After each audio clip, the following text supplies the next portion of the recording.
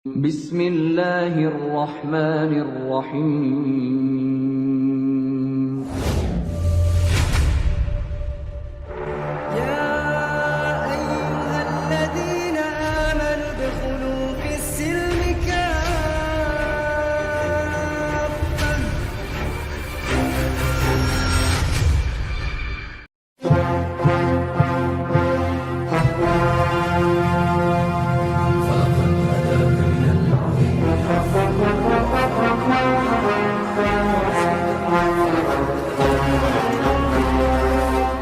Katolik itu muncul pada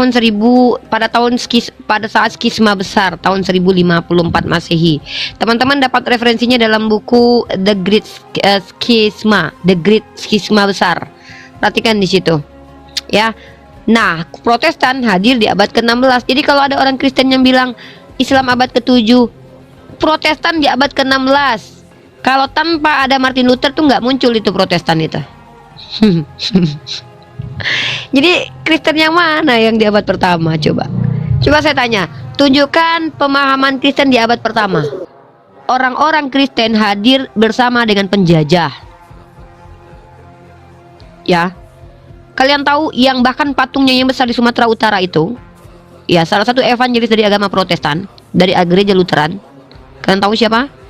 Itu bahkan dia itu bersama dengan Belanda. Penjajahan karena mereka membawa 3 misi: Golden, Gospel, dan Glory. Gospel. Jadi kalau mereka bilang di abad ke-7 sudah ada Kristen, ya mereka tunjukkan data. Ngapain kalian bahas kalau mereka nggak punya data? Kenapa kita sibuk untuk membuktikan mereka yang buang air besar, kenapa kita yang harus cebokin? Mereka yang punya masalah, kenapa kita yang harus menyelesaikan?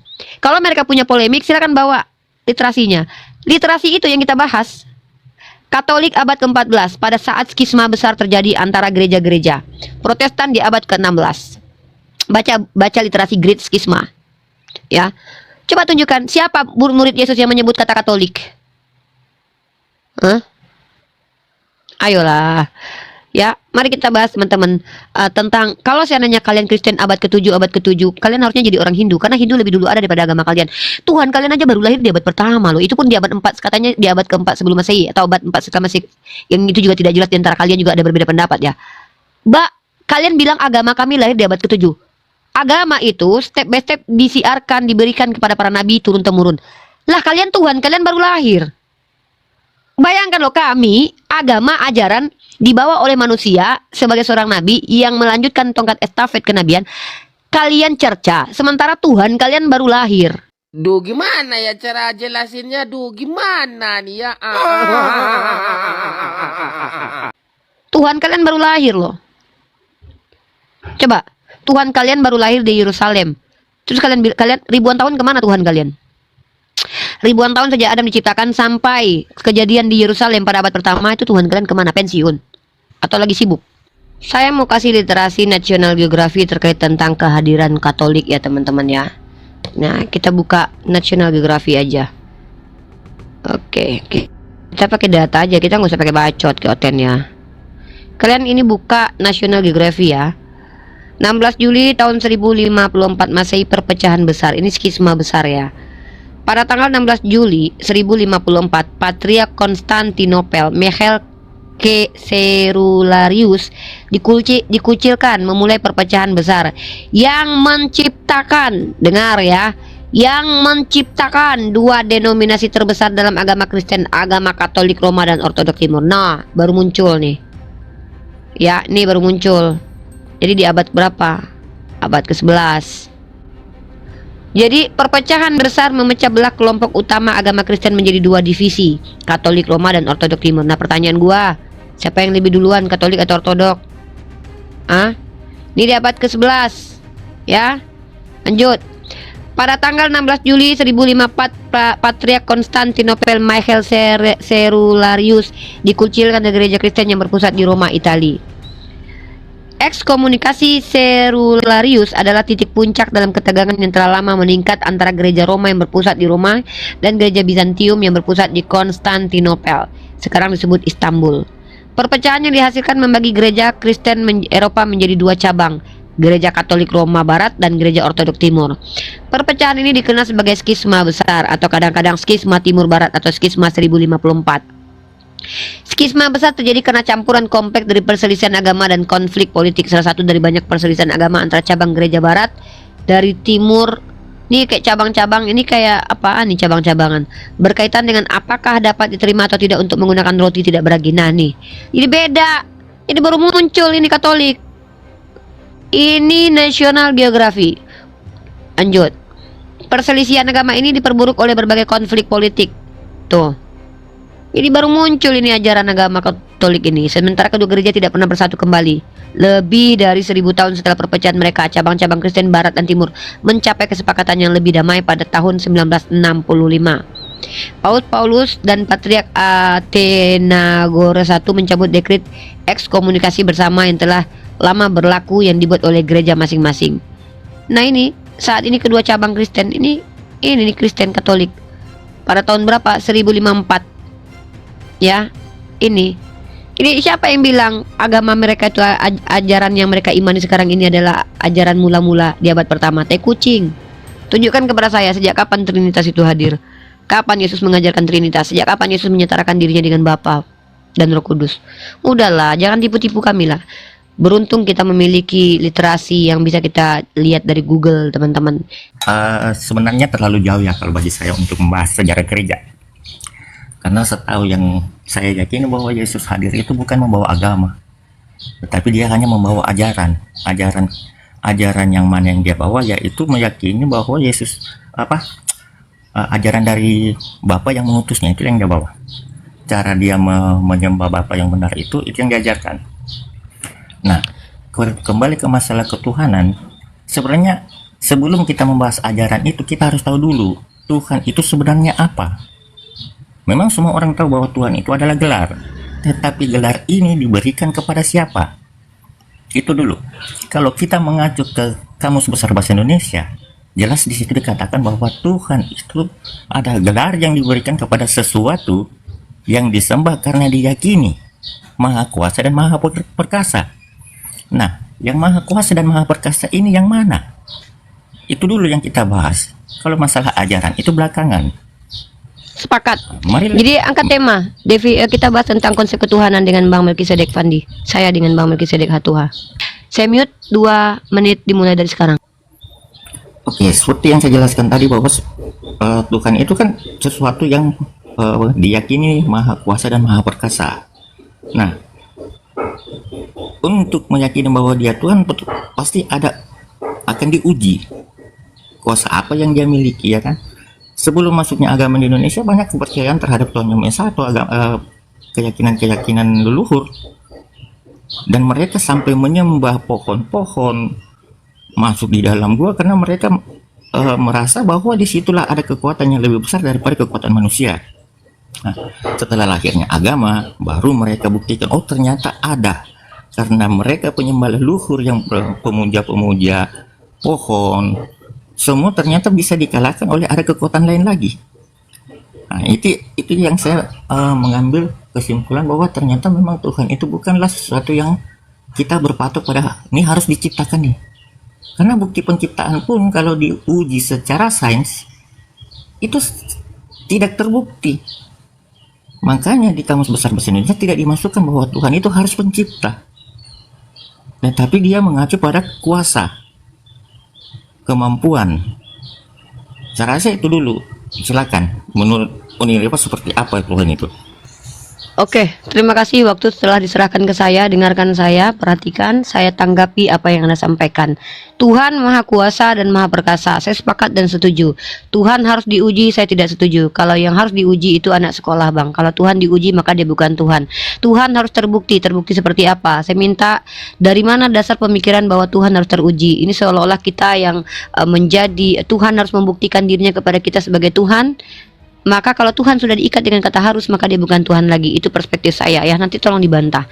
Saya akan definisikan Tuhan menurut pemahaman saya. Tuhan adalah pencipta yang tidak diciptakan, dengan segala sifat-sifatnya.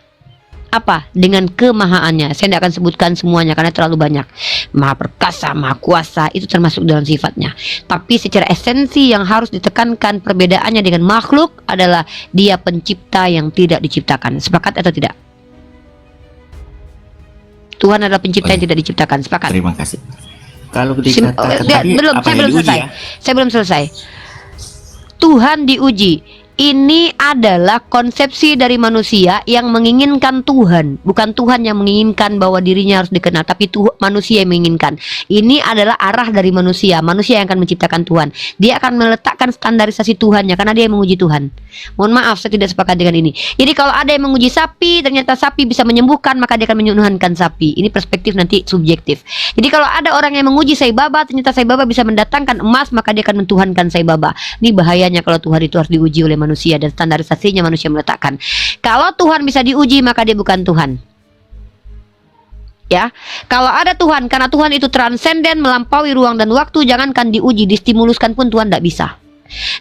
Diinderakan pun Tuhan tidak mampu diinderakan oleh manusia. Kalau ada Tuhan yang diuji, lu kata ini anak sekolahan, Bang, anak sekolah diuji karena penguji ingin tahu seberapa kredibilitasnya anak ini mampu memahami apa yang diberikan.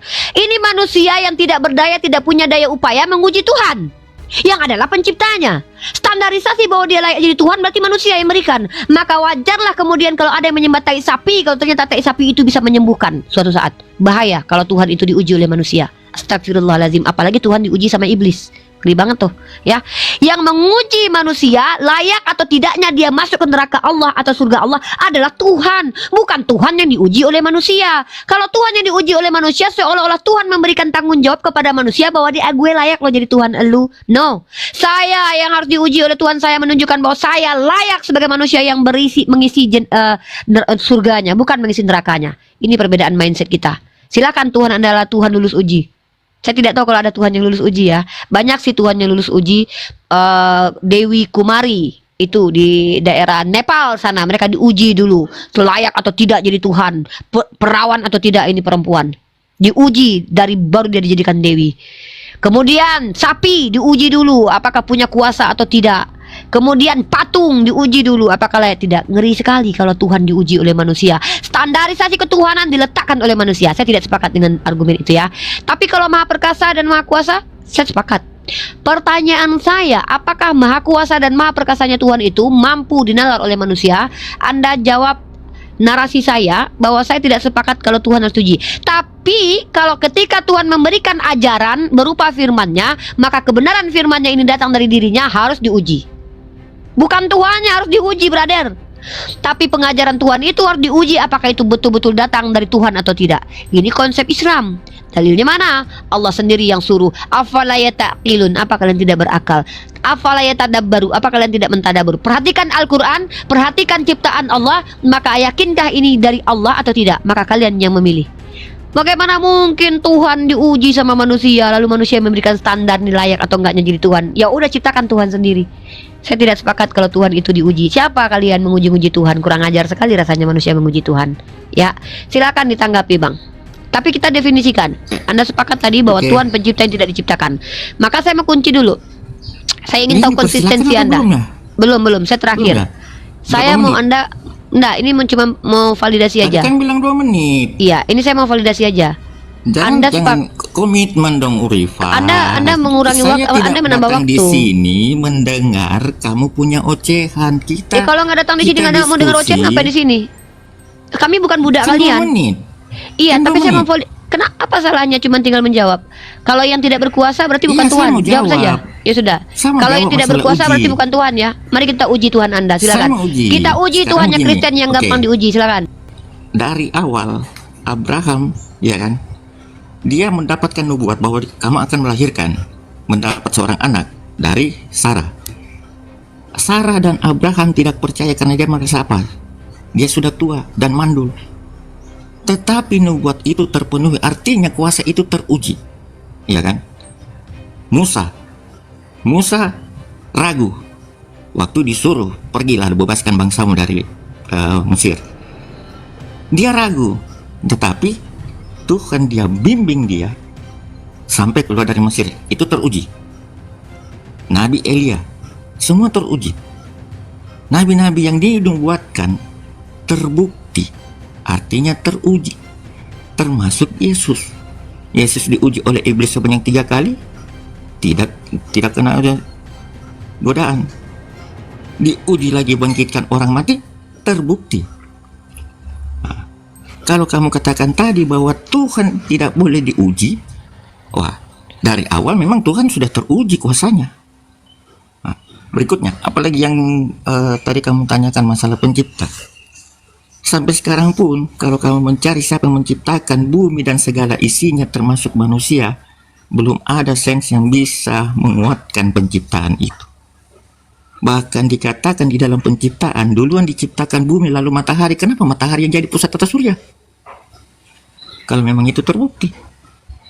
Ya, kenapa harus benda-benda di angkasa ini termasuk bumi ini harus mengikuti rotasi dari matahari? Sudah. Kamu kan bertanya, saya Oke. jawab. Pertanyaan saya adalah, apakah yang tidak berkuasa itu Tuhan atau tidak? Itu aja. Kalau kamu percaya Tuhan itu berkuasa, jika ada entitas yang tidak berkuasa, maka layakkah disebut sebagai Tuhan? Mari kita uji Tuhanmu. Sesuatu yang maha kuasa itulah Tuhan. Artinya, Oke, pertanyaan saya. Pertanyaan saya, di mana Yesus berkuasa? Di mana Yesus pernah berkuasa? Silakan dijawab. Yesus berkuasa sudah banyak didapat di Injil. Saya minta kuasa datanya. apa yang kamu minta? Kuasa apa Saya yang mau kamu dia minta? berkuasa. Minimal dia pernah jadi RT gitu, atau jadi presiden, atau jadi pemimpin gitu ya. Jadi raja pun sejak lahir sudah dikatakan dia itu Di mana, di mana? raja. Di mana dia jadi Sampai raja? Orang Majus datang menyembahnya. Berarti kamu ngikuti orang Majusi karena nyembah dia. malaikat datang kepada orang Majusi, Ah. ya kan? Jangan dulu, saya mau tanya dulu kapan dia jadi raja? Kapan dia dilantik jadi raja? Kamu berarti ngikutin orang Majusi ya, nyembah Yesus ya? Oh, jadi kalian ngikutin orang Majusi. yang Saya minta dulu data melantik. kapan dia jadi raja. Kamu butuh yang melantik. Saya mau kapan dia jadi raja? Gimana sih? Iya, maksudnya pelantikannya Katanya atau apanya? mau pelantikan kek, mau singgasananya kek. Saya mau kapan dia jadi raja? Karena saya tahu saya secara historis dia nggak pernah jadi raja. Saya minta kalau Nabi Muhammad pernah menjadi khalifah, Bukan. pemimpin. Coba tunjukin Bukan kapan raja. Daud masih jadi. Loh, katanya dia raja, katanya dia berkuasa apa? Jangankan dia berkuasa untuk dunia, kampungnya aja nggak selamat sama dia. Ada dia membantu kampungnya, membuat peradaban di Bukan saya kampungnya katakan sampai Yesus detik ini itu juga hancur bukan melebur. raja. Jadi kalau kamu mengatakan yang berkuasa itu adalah Tuhan, maka tunjukkan kapan Yesus berkuasa. Coba kuasa Yesus Sekarang begini, berkuasa kapan dia berkuasa? Rifa. Coba. Rifa, Oh Saya my jawab God, pertanyaanmu. kenapa sih nggak bisa dua Dengar arah dulu. sih? Kita berkuasa Dengar dulu, dulu. kita pakai kata berkuasa. betul, saya akan Nah, jawab kapan pertanyaanmu. Yesus tapi berkuasa? Kamu mau uji pertanyaanmu Tuhan kamu, nanti kan? Itu, Mari kita uji pertanyaanmu Tuhan nanti kamu. Itu saya akan kembalikan ke kamu, mau enggak? Mau, silakan. Oke, berarti nanti pertanyaan saya, Silakan. tunjukkan kuasa Allahmu, itu ya. Oke, Jadi saya jangankan jawab. Allah, Muhammad Shallallahu Alaihi Wasallam saja menguasai tempat kelahirannya. Kemudian itulah bukti Allah adalah saya tidak perhatikan. tanya Muhammadnya. Ini Perhatikan. Tuhan dengan Tuhan, Nah, bukan Nabi dengan Allah Nabi. Azza wa Jalla itu sama seperti bapaknya Yesus tidak pernah terlihat kekuasaannya, tapi dia mengutus para nabinya untuk menunjukkan bahwa dia berkuasa. Kamu Contoh lucu, Musa. katanya dua arah, Kenapa? tapi dia lebih Kenapa banyak saya tidak bicara. boleh menjawab? Kenapa saya Astaga. menjawab? Kamu sudah kejang. Biarkan saya menjawab dulu. Kenapa kamu memotong-motong? Kamu sudah tahu kalau jawaban saya masuk Saya akal kan? tidak dikasih kesempatan Saya sudah. menjawab. Iya, karena kamu bertanya kan? Kamu bertanya barusan. Kamu sudah bertanya. Kamu- Saya harus menjawab. kamu lucu. Kamu bertanya barusan di mana Allah saya berkuasa. Saya jawab. Kenapa kamu tidak izinkan saya menjawab? Saya izinkan menjawab. Saya tanya di mana Yesus berkuasa. Kamu tidak jawab. Saya sekarang kamu bertanya ke saya kan, sejak kapan Allah itu berkuasa harus nampak bokongnya duduk di atas kursi? Sejak kapan Allah saya harus memerintah suatu negeri? Allah saya adalah raja dari segala raja. Bahkan dia merajai nabinya yang menjadi raja di Jazirah Arab. Dia menjadi raja atas nabinya Daud yang menjadi raja di Israel. Sementara Tuhanmu yang lahir ke dunia, Ini kenapa jangankan saya menjadi ribut-ribut raja, menjadi RT aja nggak pernah. Astaga. Woi, fans MU ngomong dong, senggol dong gitu. Memimpin 12 murid saja dia KO. 2 orang murid yang dia pilih itu berkhianat. Kau bayangkan, Tuhanku tidak pernah nabinya berkhianat kepadanya. Ketika dia utus nabinya, mereka menjalankan perintah sesuai yang dilakukan, yang diperintahkan oleh Bukan Tuhanku. itu arahnya, Ini Rifa. Kamu bicara saya kan belum terlalu- selesai. terlalu Kamu sudah menghias. kamu punya parameter standar yang sangat rendah. Kamu paksa saya yang tinggi ini standarnya turun. Tingginya Kamu di ingin mana? Tuhan ini ketinggian Tingginya hayalanmu. Loh, akan mulai Hayalan nyerang yang pribadi. tinggi. Nyela. Oke, kalau gitu bapaknya Yesus itu masuk ke ranah hayalan nggak? Bapaknya Yesus itu nyata atau tidak? Bapaknya Bapaknya Yesus. Yesus. Bapak Yesus itu Ada Tuhannya nyata. Musa itu nyata. Mana? Nyata. Bentuknya seperti apa? Bentuknya seperti apa? Kejadian 18 Ya. ayat 1 kamu baca. Baca, Dia Kejadian 18. menampakkan dirinya kepada Abraham. Oke, bentuknya seperti apa? Dalam wujud manusia. Oke, berarti memang Tuhan kamu yang bapaknya berkelamin ya, berbulu ya. Bapaknya Yesus itu punya bulu dan Tidak kelamin. ditahu apakah dia Dalam itu berkelamin berbentuk atau manusia, tidak. manusia berkelamin atau enggak? Wujud Iya, manusia wujud itu bapaknya Yesus tidak manusia berarti. harus sempurna Loh, organ tubuhnya oh berarti dia seperti cacat. manusia. Berarti Bapak Yesus tidak punya kelamin. Nggak kayak anaknya. Siapa yang bisa buktikan? Siapa yang bisa buktikan? Ya nggak ada yang bisa lihat Kamu celana bisa dalam buktikan? bapaknya Yesus Apa memang. kamu bisa lihat? Nggak ada yang bisa lihat celana dalam Bapak Nggak ada Yesus. kan? Masalahnya Nggak ada. kalau Terus kamu bilang kenapa dia kamu tidak punya bilang? kelamin, berarti Kalau kamu yang kamu bilang bahwa belum- Tuhan Bapak cacat, nggak punya kelamin. Oh my Kalau God. kamu bilang itu dia lengkap organ tubuhnya, Oh nggak lengkap organnya. Oh, kamu pernah lihat? Kamu pernah lihat? manusia itu lengkap atau tidak? Yang disebut Saya manusia apa? katakan tadi. Apa yang disebut manusia? Coba. Tuhannya Kalau ada manusia yang tidak punya kelamin, menampakkan- manusia apa namanya? Definisi manusia secara Wah, sempurna aku apa sebutkan? Izin Uni, aku tengahi dulu. Bang Melki tenang dulu ya, Bang Melki ya. 1, 2, 3. Oke, silakan Uni. Oke, saya lanjut ini ya. Teman-teman, mari kita perhatikan Lanjut terus. kesemrawutan Nggak ya. usah. Loh, kenapa? Di sini yang bermasalah Kamu tuh aja tadi ajaranmu. saya katakan kita Eh. bahas kejadian 18. Gak Iya. usah terlalu panjang ke situ. Berarti Abraham melihat tatap muka dengan Bapa ya. Iya, coba. Oke, dia baca komunikasi Keluaran kok. 19:21. Apa dia katakan? Keluaran 19:21, kemudian Tuhan berfirman kepada Musa, turunlah peringatkan kepada bangsa itu supaya mereka jangan menembus mendapatkan Tuhan hendak melihat-lihat sebab tentu banyak dari Itu mereka akan Musa, binasa. Kenapa nyebrang ke Musa lagi, Rifa? Berarti Tuhanmu berdusta. Bahas Abraham dulu. Berarti Tuhanmu Bahas berdosa. Abraham dulu baru Tidak loncat ada ke yang dapat Musa. ini. Keluaran 33 nomor 20. Lagi firman-Nya, engkau tidak tahan memandang wajahku sebab tidak ada orang yang memandang aku dapat hidup. Kenapa Abraham masih bisa hidup ketika melihat Tuhan? Siapa yang berdusta? Tuhanmu, berarti pendusta Tuhanmu ya. Dia bilang tidak ada yang Saya dapat mau hidup tanya, melihat wajah Tuhan. Abraham, Hei. Tuhannya Abraham dengan umat sama enggak? Tuhannya Abraham dengan Tuhannya Musa ini kitab yang sama aku baca. Ini Keluaran pasal 33, Tuhannya beda Kitabnya ini. sama, tetapi Tuhannya yang beda. menyebarkan kesaksian itu berbeda orangnya. Oh, Di berarti ini Abraham, salah. Oh. Tuhan bisa berwujud manusia. Tuhan Musa beda lagi. Kalau Tuhan Musa nggak bisa Nah, berwujud kalau manusia. Musa katakan bahwa Tuhan itu tidak bisa melihat wajahnya saja, berarti kontradiksi. Oh, berarti beda Tuhan Musa sama Tuhannya Abraham. Nah, Kalau saya Tuhannya tidak Musa tahu, karena itu, nggak- itu bukan Teman-teman bukan keyakinan saya. perhatikan. Teman-teman perhatikan ya. Iya. Di mute Coba Melki. Ini poin kontradiksi ini penting kan. saya. Nah, Perhatikan. Coba Nih kontradiksi. Melki di mute dulu. Bukan saya yang bilang, kamu yang bilang. Abraham menurut si Melki tatapan muka sama Tuhan. Tiba-tiba Tuhan yang bertemu dengan Musa bicara dalam Keluaran pasal 33 nomor 30. Lagi firman-Nya, engkau tidak tahan memandang wajahku, sebab tidak ada orang yang memandang aku dapat hidup. Tiba-tiba Abraham tatap-tatapan sama Tuhan hidup. Ini Tuhannya lupa kali ya, kalau dia pernah dilihat manusia gitu dan manusia bisa hidup ya. Ini Tuhan biji mana nih? Coba jelaskan Melki. Tuhannya Abraham sama Tuhan Musa beda kayaknya. Silakan. Sekarang yang kamu disuruh yakin adalah Tuhan Abraham, Ishak dan Yakub. Apa pernah disebut Tuhannya Musa? Oh berarti Nah, sekarang penulis kitab 5 kitab ini siapa penulisnya? Mana saya tahu. Ya mau gimana lagi? Yuk, tawa yuk. Tahu aja, nggak apa-apa. Yuk. Yang jelas bukan Musa. Oh bukan Yang jelas Musa. bukan Musa. Bukan Musa. Oke, Jelas good. bukan Musa. Teman-teman, perhatikan. Seluruh Mau bukti? umat Kristiani sepakat bahwa penulis 5 kitab Musa adalah Musa. Lalu Melki mengatakan bukan Musa. Saya percaya sama kamu Melki.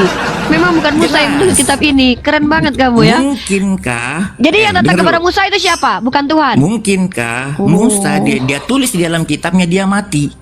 Nggak mungkin. Apakah seorang yang sudah mati bisa menulis? Makanya saya nggak Iya. percaya 5 kitab ini bukan Nah. bukan tulisan Musa. Setidaknya kamu sudah mulai sedikit Ya kan? ini ya punya ini. Nah Pakai jadi Tuhan otakmu. siapa? Dia tulis Musa ya udah. mati Yang di datang ke Gunung Musa itu Horeb. Tuhan bukan. Terus siapa yang tulis selanjutnya? Yang datang ke Musa Tuhan bukan. Ya makanya saya bingung. Ini Tuhannya Abraham dan Dia Tuhannya bingung Musa kan? sama nggak? Kok Dia bingung kan? kontradiksi? Yang saya percaya adalah Tuhannya Abraham. Saya sudah ini ya, saya sudah selesai dengan hal seperti ini. Teman-teman perhatikan, insyaallah barakallah ya. Ini adalah sebuah ilmu buat kalian semua. Ikhwah, saya tidak perlu memperpanjang lagi. Saya menghargai Melki. Ibarat kata teman-teman tahu tidak, kalau kita di ring tinju itu lawan sudah KO, kita dilarang untuk menghantamnya habis-habisan ya. Saya sudah clear. Enggak, kamu enggak KO, kamu menang. Kamu menang. Enggak. Kamu bingung. Saya yang bingung. Saya yang bingung. Musa bilang lain. Oh, berarti saya yang bingung, bukan kamu. Kamu mau samakan. Enggak apa-apa. Kamu mau samakan Tuhannya Musa Ya dengan berarti Abraham. Tuhannya Iya. Musa beda dengan Abraham ya. Dari pernyataan dua tadi itu sama atau tidak?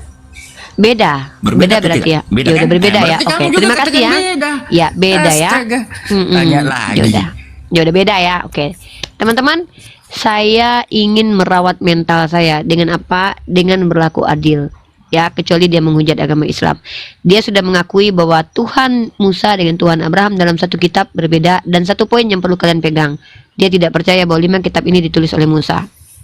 Clear? Saya penasaran sama apa yang dibilang Uni tadi, masalah Allah apa bapaknya Yesus kan? Bapaknya Yesus. Begini. Melki tadi kan mendefinisikan Tuhan dengan saya. Dia bilang Tuhan harus diuji. Tuhan itu tidak mungkin diuji. Kalau Tuhan yang lulus uji, maka itu bukan Tuhan. Karena Tuhan itu esensinya transenden, melampaui ruang dan waktu. Itu kalau seandainya dipaksakan Tuhan lulus uji, maka kita sedang membicarakan Tuhan perspektif manusia. Karena ketika si penguji, dialah yang memiliki standarisasi ujian. Maka ketika kami sampai ke diskusi yang kami bahas tentang itu, saya biar tidak mau panjang kali lebar, saya menanyakan, kalau begitu bagaimana cara menguji bapaknya Yesus? Siapa yang pernah menguji bapaknya Yesus? Ya. Itu yang saya tanyakan. Kalau kita bicara Yesus itu diuji sama iblis. Saya diuji sama dosen saya, orang yang lebih berilmu dari saya yang menguji saya. Saya sebelum kelapian, saya mau prolog dulu ya. Ini saya minta waktu ya beberapa menit, 2 menit lah. Teman-teman, na'udzubillah min dzalik, astagfirullahalazim ya. Saya istighfar, kembali lagi saya istighfar. Ketika manusia mencoba untuk menjadi Tuhan, dia mengatakan bahwa Tuhan itu harus. Ketika ada Tuhan yang diikat dengan kata harus, seolah-olah Tuhan memiliki tanggung jawab kepada ciptaannya. Padahal yang kita bicarakan adalah esensi tertinggi yang menciptakan kita, yang disebut gelarnya sebagai Tuhan. Ketika ada yang mengatakan bahwa Tuhan itu harus diuji dulu, bahwa dia layak jadi Tuhan atau tidak, maka ini seolah-olah yang menguji ini memiliki standarisasi bahwa ini layak atau tidak dikatakan Tuhan. Maka inilah kenapa banyak orang-orang menuhankan apa yang mereka anggap layak untuk dituhankan. Tuhan itu bukan layak menurut perspektif kita. Karena tanpa kita, tanpa manusia, Tuhan tetaplah Tuhan. Nah, lalu bagaimana Islam? Kenapa umat Islam itu tidak pernah ada yang berani, jangankan menguji Tuhan. Bahkan Yesus sendiri mengatakan, janganlah kau uji Tuhanmu. Yesus sendiri mengatakan seperti itu. Tiba-tiba saudara kita Melki mengatakan Tuhan harus diuji. Saya tidak mengerti, mungkin beliau salah. Kalau dalam Islam itu, segala sesuatu memang harus diuji. Tapi bukan Tuhan yang diuji, melainkan apa yang sampai kepada kita. Informasi tentang ketuhanan diuji kebenarannya, sesuai dengan definisi kebenaran atau tidak. Apa yang disampaikan baginda Rasulullah Muhammad SAW kepada kita, maka kita uji nabinya. Apakah nabi ini layak sebagai nabi atau tidak? Maka esensi nabi diajarkan dalam Islam, bahwa nabi adalah orang-orang yang tingkat keimanannya itu tidak berbeda dengan kita, adalah orang-orang pilihan, adalah orang-orang yang memiliki sifat terjaga. Maka mari kita perhatikan, zaman dahulu ketika ada orang yang mengaku sebagai seorang nabi, kita harus perhatikan apakah orang ini berakhlak, apakah orang ini adalah seorang penjahat atau seorang pembunuh. Maka ini baru kita menguji pemberi informasi, boleh diuji. Nah, bahkan Allah memberikan mukjizat kepada para nabi itu sebagai bentuk bahwa nabi ini adalah orang yang Tuhan berkuasa atas diri mereka. Maka kenapa ketika orang Quraisy meminta Nabi Muhammad untuk menunjukkan mukjizatnya, mereka menguji Nabi Muhammad dengan kenabiannya, mereka uji Nabi, bahkan Nabi luluskan keinginan mereka dengan membelah bulan. Lalu kemudian Zainab, seorang wanita Yahudi, menguji kenabian baginda dengan cara mencobai Nabi dengan memberikan racun. Akhirnya baginda tidak wafat. Maka dikatakan beliau lulus uji sebagai nabi. Tapi yang namanya kaum kafir, mereka tetap ingkar. Mereka memberikan 3 pertanyaan kepada baginda. Itu asbabun nuzul surah Al-Baqarah. Barang siapa yang memusuhi malaikat Jibril, maka Allah juga memusuhinya. Ingat ya, dalil Al-Quran surah Al-Baqarah ayat ke 90-an kalau tidak salah itu. Ya. Nah, asbabun nuzulnya di mana orang-orang Yahudi itu mempertanyakan 3 hal kepada baginda. Dan 2 pertanyaan dijawab oleh baginda dengan sempurna. Lalu ketika baginda mengatakan bahwa malaikat Jibril, mereka tidak suka dengan malaikat Jibril. Mereka lebih memilih malaikat Mikail, maka mereka menolak baginda Rasulullah Muhammad. Maka Allah katakan, barang siapa yang menjadi musuh Jibril, maka juga Allah adul lil kafirin. Mereka akan dimusuhi. Allah memusuh orang-orang kafir. Jadi di sini bukan Tuhan yang diuji. Kalau Tuhan yang diuji, artinya kita sedang membuat Tuhan definisi sesuai dengan yang kita mau. Maka muncullah Tuhan-Tuhan pagan. Ya, Sai Baba diuji dengan ketuhanannya. Ketika dia mampu mengikuti hawa nafsu manusia yang menguji, maka kemudian dia disembah. Na'udzubillah min dzalik. Maka bukan Tuhan. Maka Allah tidak bertanggung jawab kepada manusia. Bukan Allah yang akan dipertanyakan apa yang Allah perbuat, tapi kita yang akan ditanyakan apa yang kalian perbuat. Inilah Islam. Ajaran Islam itu adalah ajaran yang memerintahkan, memotivasi manusia untuk bersikap tawadu, tidak menyamai dirinya dengan Tuhan. Memerintahkan manusia untuk bersikap sadar diri bahwa kalian punya keterbatasan. Mata kalian tidak mampu melihat sesuatu yang terhijab. Mata kalian tidak mampu, kalian memuji Tuhan. Sedangkan mata kalian saja tidak mampu melihat kalau seandainya tertutup. Selaput mata kalian tertutup, kalian tidak bisa melihat. Lalu kalian berani-beraninya memuji Tuhan. Astagfirullahaladzim. Bentuk kesombongan yang hakiki. Dan ini sangat luar biasa dalam Islam. Bentuk kesombongan yang sangat luar biasa. Sombong itu pakaian Allah. Tidak layak manusia itu berkata-kata ingin memuji Tuhan. Na'udzubillah min dzalik. Inilah konsep yang tidak sepakat kita dengan umat Kristiani seperti Melki, ya. Tapi saya kembali lagi teman-teman. Ibarat diring tinju. Karena beliau tidak menghujat agama Islam, saya perlakukan beliau sebagai saudara se-NKRI. Itu adalah kognitif beliau, itu adalah konsepsi beliau. Biarkan beliau mencarinya sendiri. Kalau bagi beliau itu betul, ya silahkan. Kita tidak punya hak untuk merubah, tapi kita hanya memberikan sudut pandang yang berbeda. Mohon maaf saudaraku Melki, Tuhan tidak bisa diuji karena Tuhan itu transenden, melampaui ruang dan waktu. Kalau Tuhan layak diuji, maka dia bukan Tuhan lagi, ya. Segala sesuatu yang diuji itu bukan Tuhan karena standarisasi ujian datang dari manusia. Bagaimana mungkin manusia memberikan standar tentang Tuhan? Ya, itu my brother saudaraku Melki. Boleh kita berbeda dalam konsepsi. Semoga Anda makin banyak belajar. Semoga Anda lebih tahu tentang kitab Anda. Silakan yang lain. Ya, sebenarnya tadi pembahasan itu belum selesai. Karena langsung Lanjut konsepsi arahnya ke ketuhanan sana. saja, brother. Nggak apa-apa. Lanjut Iya. aja, brother. Silakan. Kita TikTok aja. lanjutkan masalah perbedaan Tuhan tadi ya. Artinya yang saya ambil kesimpulan bahwa Tuhannya Abraham, Tuhannya Musa itu berbeda. Nah, kembali Silakan. ke hakikat Tuhan itu sendiri. Tuhannya yang ditulis Tuhannya Abraham itu kan hakikatnya Ruah Kudus. Menurut dari kitab Kejadian. Nah, Tuhannya Kristen yang disebut Bapa itu kan juga roh. Karena Yesus sendiri mengatakan tuh Elohim itu adalah roh. Roh atau bisa dilihat Abraham gimana nih? Katanya bisa dilihat Abraham, rupanya manusia. Yang mana yang betul, Abraham Bang? itu. Nah, makanya kalau mau bahas ketuhanan itu kan kalau kita mau pelajari walaupun di dalam kitab ini. Abang aja yang kitab ngajar deh, Taurat saya tanya ini, aja deh. Udah abang ngajar aja. Coba abang jelasin yang kebingungan saya nih. Ini jujur saya bingung nih. Tuhannya Abraham itu bentuk roh manusia itu bisa atau roh? jadi apa saja. Oh, itu bisa masuk di mana saja. Maksudnya roh itu berubah menjadi manusia, nyamar gitu. Bukan berubah. Terus? Roh ini bisa berdiam di mana saja. Oh, dia masuk ke dalam daging manusia gitu. Lah kalau orang kesurupan itu yang masuk apa kau coba? Oh, berarti Kalau ada bukan orang roh. kesurupan Tuhan. Baru tahu. Baru tahu, Bang. Banyak pesan masuk dari Jecul kan Min, bully dia Min. Ada manusia kesurupan begitu. Tuhan. Ya dibully lah, masa enggak pula? Jadi yang manusia yang kesurupan Tuhan yang ketemu dengan Abraham itu siapa namanya, Bang? Nah, itu yang tidak dijelaskan. Tidak Yang menulis itu dijelaskan. siapa? Iya, kan? iya. Saya juga nggak tahu yang Makanya nulisnya. tadi. Berani kali Bang Yang Melki mengatakan Tuhan Yesus kesurupan Tuhan, alamak. Bukan Yesus. Kesurupan Bukan itu. Yesus. Bukan Oh, Yesus. dengar Ini dulu, manusia yang Fandi. bertemu dengan Abraham. Fandi dengar Fandi, dulu, dengar Melki ini dulu. benar loh. Kesurupan itu bahasa kasarnya inkarnasi. Kasihan, janganlah diketawain gitu.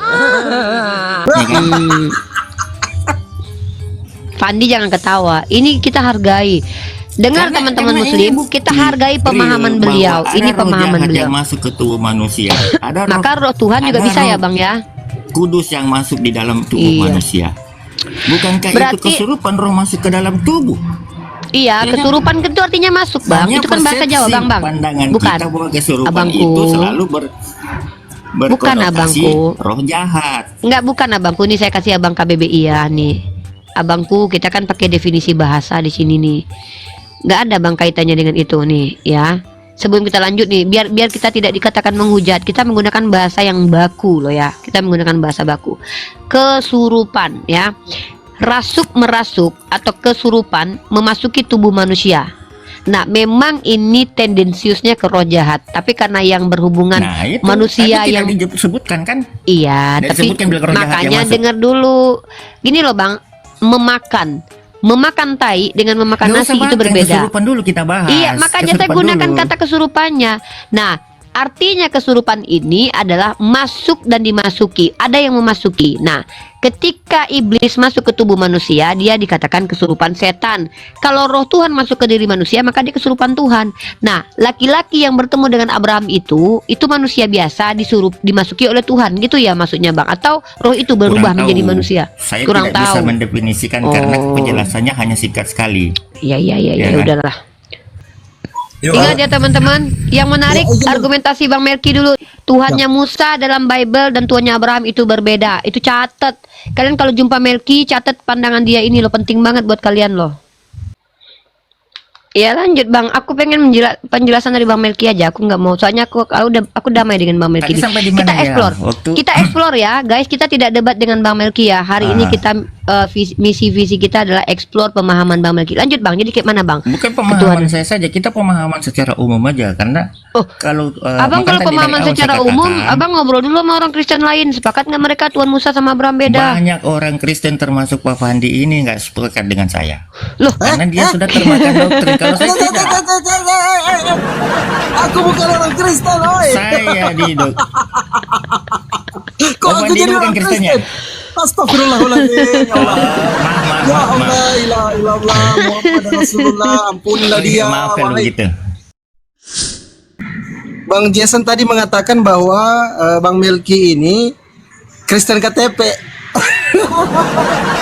Silakan. Masalah bang, persoalan sebenarnya- iman dan keyakinan itu pribadi bagi saya. Kita tidak perlu mengikuti kata sepakat, ya kan? Kita sepakat kepada diri kita sendiri, kita sepakat dengan ajaran yang Tuhan berikan kepada kita, itu yang kita ikuti. Kalau memang berbeda antara Kristen yang satu dengan Kristen yang lain, itulah dinamikanya. Bahwa keyakinan ini adalah hubungan pribadi kita dengan Tuhan, bukan bukan hubungan komunitas dengan pribadi Tuhan, bukan. Tetapi hubungan pribadi kita, karena yang diselamatkan ini adalah satu persatu masing-masing. Bukan secara kamu semua masuk, tidak. Ya kan? Pribadi-pribadi. Oh, kamu Kristen bukan apa yang kamu lakukan ajaran-ajaranku, ya kan? Waktu pada saat penghakiman, ya kan, diangkat.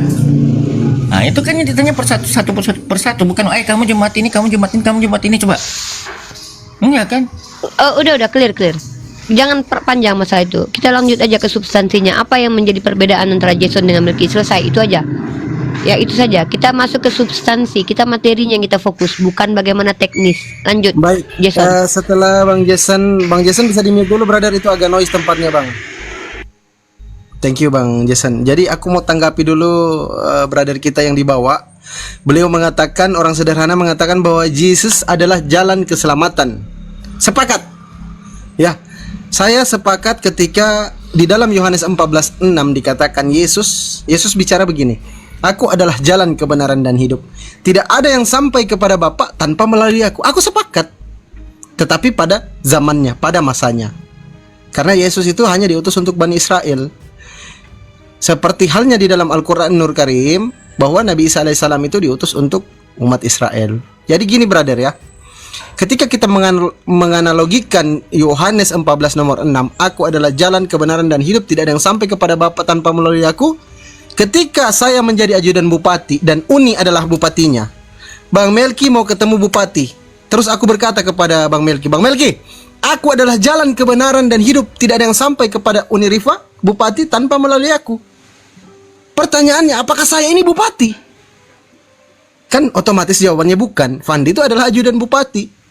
Yang harus disembah adalah bupatinya, adalah Tuhannya. Seperti yang disampaikan Yesus dalam Lukas 48. Sebab ada tertulis, engkau harus menyembah Allah Bapa. Seperti itu teman-teman. Jadi teman-teman Kristen ini ketika menyembah jalan, mohon maaf, itu menurut kami, pemahaman kami itu keliru besar. Silakan Uni.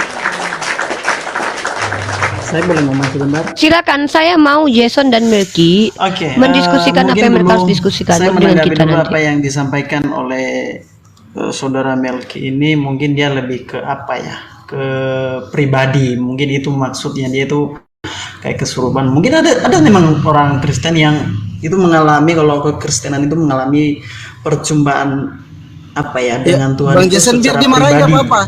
Biar dimarahi kawan saya itu, marahi aja bang. Enggak.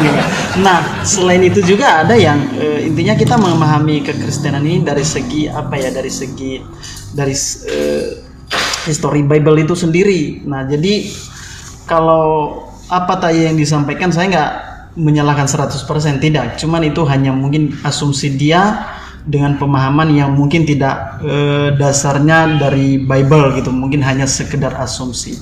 Nah, cuman kalau saya sendiri ya intinya ya belajar. Kalau tadi Kak Fandi bilang intinya hanya jalan, tapi menurut saya begini, ayat Alkitab kan banyak yang berbicara bahwa Yesus adalah Tuhan. Dari dia lahir saja bahwa dia sudah dikatakan ketika waktu lahir, ya siapa yang datang menemui dia?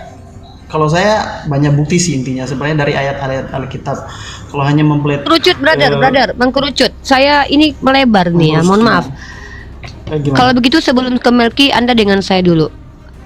Anda menceritakan bahwa banyak bukti. Saya pengen tahu ini bukti apa? Saya tidak paham. Ya bukti itu kan ada di dalam ayat Alkitab. Enggak, Yesus itu bukti adalah tentang apa? Oh gitu. Nah, bukti Tuhan, maksudnya Tuhan ini apa? Karena Tuhan dalam kitab Anda itu ditranslate dari kata kurios, yang artinya adalah penguasa, pemilik. Pemilik keledai yang diambil Yesus itu dipanggil kurios. Nah, menurut Anda kurios di sini maksudnya apa? Sebelum kita sampai ke ranah pembuktian, saya mau definisi dulu. Sama seperti saya dengan Melki tadi. Terlalu menguasai belajar Oke, bahasa Yunani. terima kasih. Ya. Intinya Ya sudah, kalau gitu transfer knowledge dari saya buat Anda sedikit ya. Kalau Anda mengaku Anda belum menguasai, ada dua kata yang digunakan dalam kitab Anda yang dipadankan dengan kata Allah dan Tuhan, yaitu kata kurios dan juga theos. Kata kurios itu digunakan bukan hanya untuk sembahan ataupun God ataupun Lord, tapi kata kurios itu dipadankan dengan kata apa? Kata robun, sayyid, gusti, atau orang yang memiliki kuasa. Presiden pun bisa dipanggil kurios. Bahkan Petrus dipanggil kurios, dan bahkan Sayyidah Sarah dalam kitab Allah dipanggil kurie. Nah, kalau kita menyaksikan bagaimana kata kurios juga dipanggilkan kepada orang yang memiliki keledai, artinya kata kurios ini bukan bisa dikatakan sebagai Tuhan, karena kata Tuhan sendiri itu dari kata theos. Ya, perhatikan kitab Anda. Nah, ada salah satu Yesus dikatakan theos, dan itu kutipan kitab Ibrani pasal 1 ayat 8. Tapi sayangnya itu mengutip kitab Mazmur yang disalahkan, yang disalah kutipkan. Dalam Ibrani pasal 1 ayat 8 itu terbukti bahwa itu jiplakan kitab Mazmur yang dirubah. Dalam kitab Mazmur tertulis tahtamu kepunyaan Allah. Dalam kitab Ibrani pasal 1 ayat 8 yang konon katanya menulis adalah Paulus diganti kata-katanya tahtamu ya Allah. Seolah-olah Bapa sebagai Tuhan berkata Allah kepada anak. Tuhan saling menuhankan. Itu baru menggunakan kata theos. Lalu ketika Thomas terkejut, ya my Lord and my theos, my kurios and my theos. Ini kata terkejutnya seseorang ketika saya terkaget melihat, ya Tuhanku. Itu bukan berarti saya menuhankan orang yang di hadapan saya. Ini situasi dan kondisi. Nah, lalu ketika Anda ingin mengatakan Yesus terbukti sebagai Tuhan, saya akan benarkan dalam definisi yang sesungguhnya. Karena kata Tuhan adalah kata hiperkorek dari kata Tuhan. Yesus Tuhan, yes. Yesus Said, yes. Yesus Robi, yes. Rabi, Robuni, yes. Dia harusnya menjadi Tuhan untuk Bani Israel. Dia harusnya menjadi Nabi, menjadi Mesias untuk Bani Israel, walaupun dia tertolak oleh Bani Israel. Saya tidak masalah dengan itu. Tapi kalau Tuhan dalam definisi pencipta yang tidak diciptakan, maka saya menolak Yesus sebagai Tuhan. Nah, pertanyaan saya, apakah Anda sepakat bahwa Tuhan adalah pencipta yang tidak diciptakan? Silakan jawab. gimana pertanyaannya? Saya membawa definisi tentang Tuhan yang saya pahami secara umum. Oke. Tuhan adalah pencipta yang tidak diciptakan. Sepakat tidak? Tidak. Tidak sepakat. Jadi Tuhan itu apa? Pencipta yang diciptakan.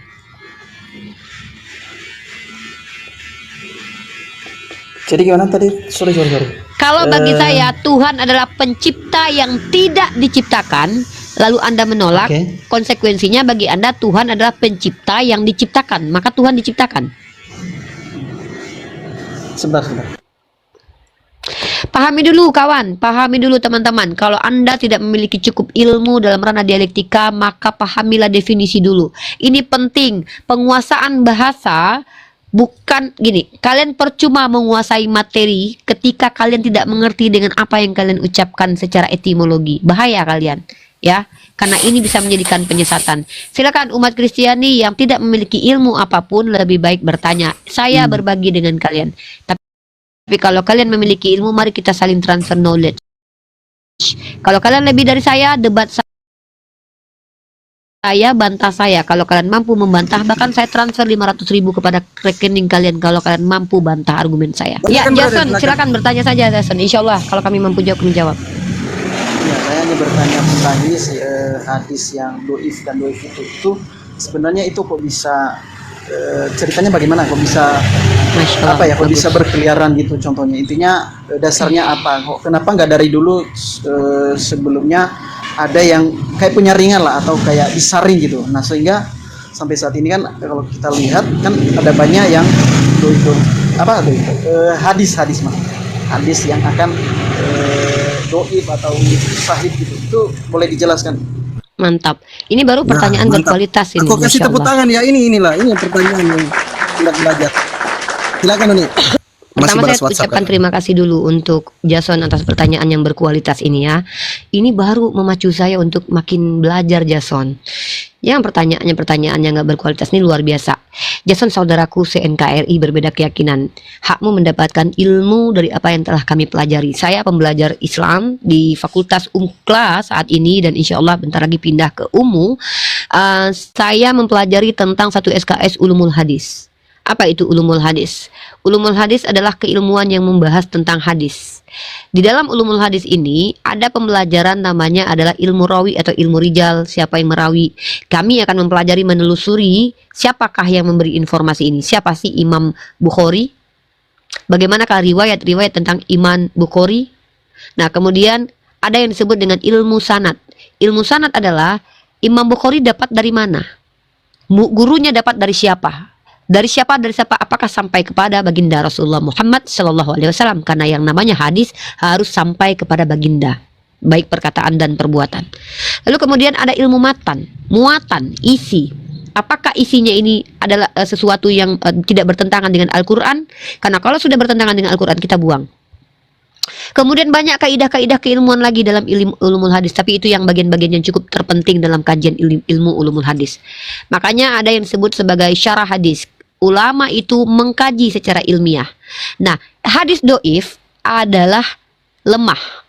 Lemah maksudnya adalah begini. Ketika ada yang memberikan informasi terkait tentang bagaimana cara baginda Rasulullah masuk ke dalam rumah. Saya kasih contoh kepada Anda. Tiba-tiba ada yang memberikan informasi kepada Imam Bukhari dari gurunya bahwa telah berkata sahabat Nabi kami Imam Bukhari Umar Ibnu Khattab berkata kepada sahabat anaknya Ibnu Umar berkata kepada ulama setelahnya bahwa Rasulullah kalau sebelum masuk rumah itu beliau melihat ke kanan dan ke kiri. Ini contoh ya, brother. Ini informasi tentang Nabi. Maka ketika sampai kepada Imam Bukhari, maka Imam Bukhari ini akan menyelidiki siapa yang datang membawa hadis ini. Oh, Umar Ibnu Khattab. Umar Ibnu Khattab ternyata sahabat. Nah, Imam Bukhari itu gurunya hampir 1000-an orang. Imam Bukhari, ya. Imam Bukhari, hadis Imam Sahih Bukhari itu termasuk yang paling sahih, yang paling dianggap sebagai sumber primer di Islam setelah Al-Quran. Nah, lalu ternyata bukan cuma Imam Bukhari yang mengutip, Imam Muslim mengutip, Imam Ibnu Hambal mengutip, Ahmad mengutip. Berarti banyak yang mendapatkan informasi ini. Yang disebut mutawatir itu mustahil orang banyak ini berdusta, karena nggak ada kepentingan untuk mendustai hal ini. Ngapain mereka berdusta? Ternyata Abu Bakar juga menceritakan hal ini. Ternyata sahabat Ali bin Abi Thalib juga menceritakan, Utsman juga menceritakan. Maka hadis ini kuat secara perawi. Lalu kemudian sanadnya bagaimana? Ternyata Abu Bakar menceritakan kepada Imam taruhlah Anas bin Malik kepada Ibnu Umar kepada tabiut setelahnya. Terputus, nggak ada yang tahu setelah itu, tiba-tiba nyampe aja di kitab Bukhari. Maka ini terputus, ini doif, lemah. Karena apa? Tidak tahu dari mana Imam Bukhari dapat. Terputus, sudah lemah. Kemudian ternyata matanya isinya bertentangan dengan Al-Quran, maka dia bisa dikatakan doif. Di Al-Quran dikatakan perempuan harus berhijab, tapi di sini kok dibiarkan perempuan tidak berhijab, maka secara matan dia doif, lemah, tidak bisa diambil, atau bisa masuk ke dalam kategori maudu ataupun mungkar. Ini masuk ke dalam ilmiah, makanya inilah tadi kaitan dengan diskusi dengan saudara kita tadi, bahwa inilah yang diuji, informasi ini yang harus diuji, begitu. Nah, jadi kalau kita bicara tentang doif, kenapa beredar? Inilah yang disebut dengan ranah keilmuan. Kamu tahu tidak? Bahkan kitab apokrifa saja yang sudah berusaha dibuang oleh pihak gereja, kini bisa kita temukan. Apa saja kitab apokrifa? Informasi itu tidak bisa, brother. Informasi itu kalau sudah saya memberi informasi, walaupun itu dusta, saya akan sebarkan terus menerus, dan itu akan berkeliaran. Saya sebarkan ke banyak orang, orang akan sebarkan lagi. Orang kan, kamu perhatikan hoax pun bisa kan, sampai sekarang masih bisa beredar. Inilah bentuk supaya kita ini diberikan kognitif oleh Tuhan, supaya kita bisa menyaring, supaya kita bisa membedakan mana yang fitnah, mana yang betulan. Tuhan kasih kita dua hal, brother, akal dan hati nurani. Maka fungsikan dua ini untuk memilah mana berlian, mana kaca. Dalam Islam, karena Tuhan itu maha pengasih dan maha penyayang, ketika Tuhan memberikan ajaran kepada Musa diselewengkan, diluruskan lagi melalui menurunkan Nabi Isa, diselewengkan lagi, maka kemudian diluruskan dengan menurunkan Nabi Muhammad. Itu kenapa Nabi itu turunnya berperiode, karena manusia dapat informasi diselewengkan, Nah, supaya tidak banyak manusia yang tersesat, Tuhan tuh utus nabi-nabi ke hadapan kita. Maka para nabi ini diperkuat dengan akhlaknya yang mulia, diperkuat dengan mukjizat, supaya kita yang berakal ini tahu, wah ini benar datang dari Tuhan nih, dia nggak pernah berdusta kalau ngomong, dia membawa sebuah mukjizat yang besar. Kalau ada orang membawa kekuatan gaib tapi dia pernah berdusta, pembunuh dan penjahat, ini bisa dari setan kekuatannya. Nah, artinya apa? Dalam Islam kita ini diperintahkan berakal untuk mencari tahu siapa pemberi informasi ini. Ini masuk ke dalam ranah critical thinking. Inilah kita masuk dalam ranah kajian. Ini upaya kita untuk membedakan kita dengan hewan, tidak menerima begitu saja informasi yang nggak jelas. Maka di Islam itu hadis itu harus jelas sumbernya, brotherku. Maka yang disebut dengan sahih itu mengikuti kriteria yang sudah dibangun oleh ulama secara keilmuan. Apa itu? Seperti yang saya sampaikan tadi, perawinya jelas. Perawinya bukan orang yang pernah berdusta dan bukan orang yang ingatannya itu sulit, suka lupa-lupa. Dia adalah orang yang cerdas, memang sebagai seorang ulama. Perhatikan, jangankan zaman sahabat, zaman tabi'in, zaman tabi'ut. Maaf ya, mungkin kamu tidak ngerti dengan istilah ini. Sahabat itu orang yang hidup sejaman dengan Nabi. Tabi'in orang yang sehidup sejaman dengan sahabat Nabi. Tabi'ut orang yang sejaman dengan tabi'in. Begitulah generasi disebut dalam Islam. Baru sampai kepada ulama kami, Imam Bukhari. Nah, dalam Islam kami wajib mengetahui hal ini. Siapa penyampai informasi ini? Apakah orangnya pernah berdusta atau tidak? Maka dalam Islam, jangankan kita mundur ke 1400 tahun lalu, zaman sekarang, seorang Ustadz Hadi Hidayat itu hafalannya luar biasa loh. Akhlaknya pun terpuji. Kesalahannya satu, itu dihujat oleh seluruh Indonesia. Maka dia tidak mungkin bisa melakukan banyak kesalahan. Tidak akan lolos kesalahannya. Beginilah prinsipnya, seorang scholar akan dikomentari oleh scholar. Sama, ulama kami, keulamaannya diakui oleh ulama-ulama lain.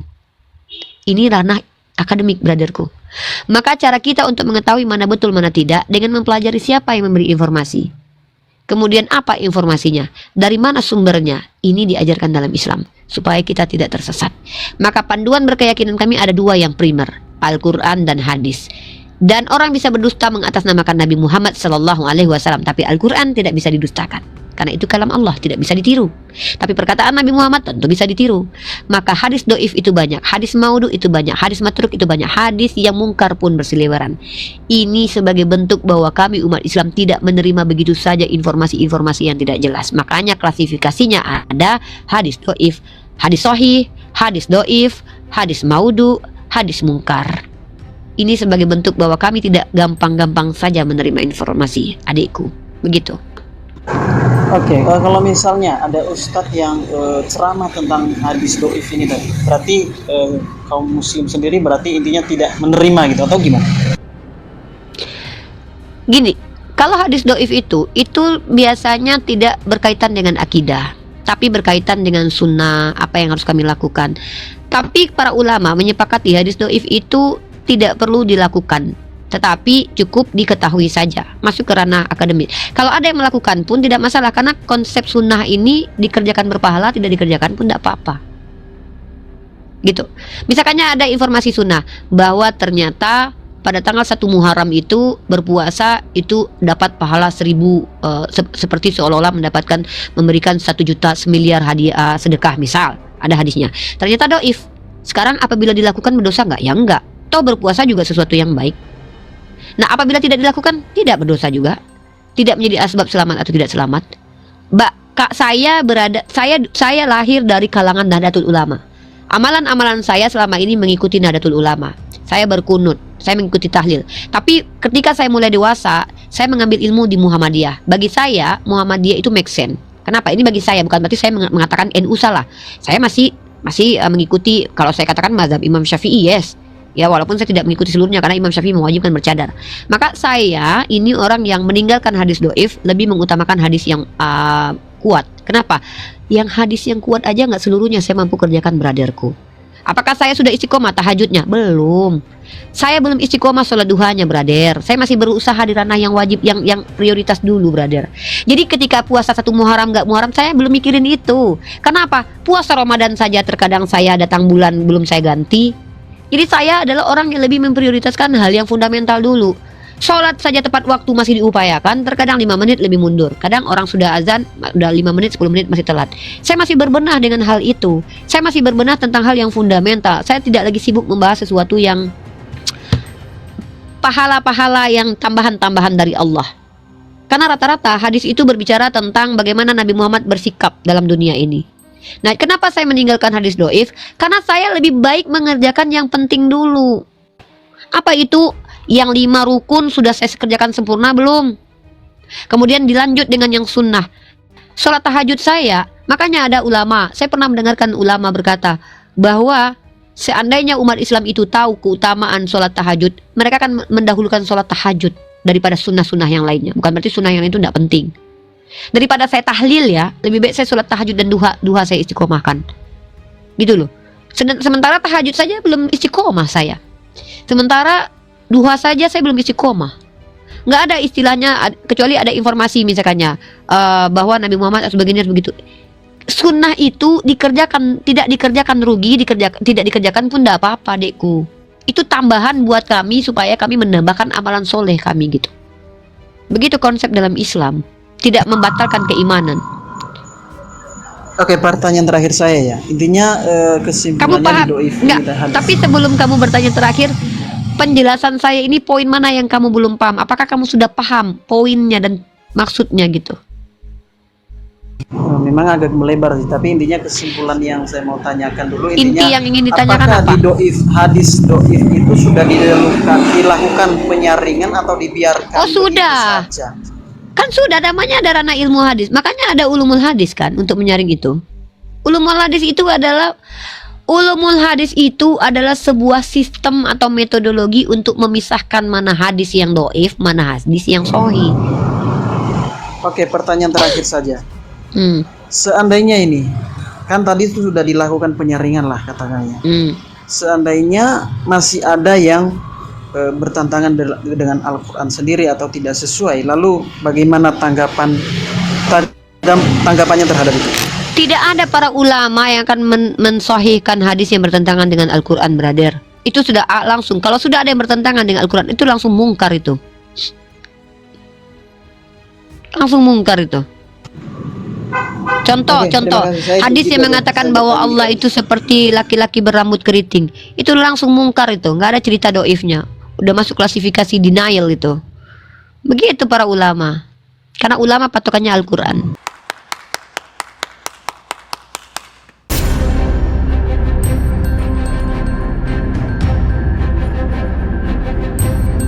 The religion of Jesus was Islam.